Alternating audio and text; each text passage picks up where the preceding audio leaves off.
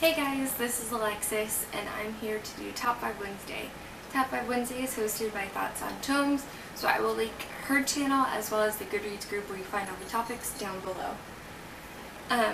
You can notice I am in a new setup, and that's because I'm in my new apartment, which is a huge event for me. I just wanted to throw that in there. But I will maybe talk more about that later. So, yes.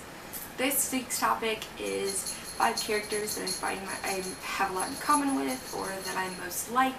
And so yeah, let's get into it. The first character that I always say I most like is Katniss Everdeen from The Hunger Games by Suzanne Collins. I'm fiercely loyal, like Katniss is. Family is super important to me in the same way that it is with Katniss. I'm very vocal about my objection to things, but otherwise I keep all of my feelings inside me.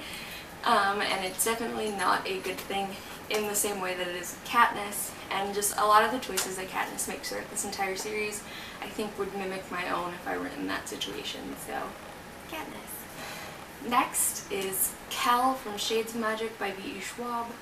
I say I'm like Kel for the main reason of I think Kel is torn between doing what's best for himself and doing what's best for his friends and family, and I think I have that in common with Kel, where I'm just stuck in this duality of doing what's best for me and doing what's best for everybody else, in a way that sometimes might hurt me. And so, and I also think Kel in a lot of ways is indecisive about his feelings and what he wants, and I definitely see that in myself as well. The next character I think I most like is Rose Hathaway from the Vampire Academy series by Rochelle Mead, mainly just because I'm fiercely loyal like Rose is. I'm a proud Hufflepuff. But Rose would do anything for Lissa, who is her best friend and the one she's basically going to protect in this series. She would do anything for Lissa, and I definitely think that I share that fierce loyalty, which, you know, kind of relates to the 2 earlier ones I said.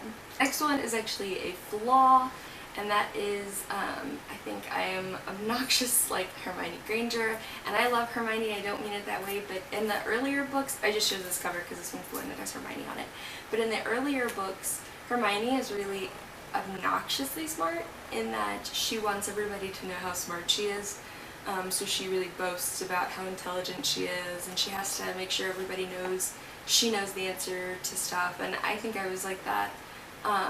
I still think in a lot of ways I am, but not as much as I used to be.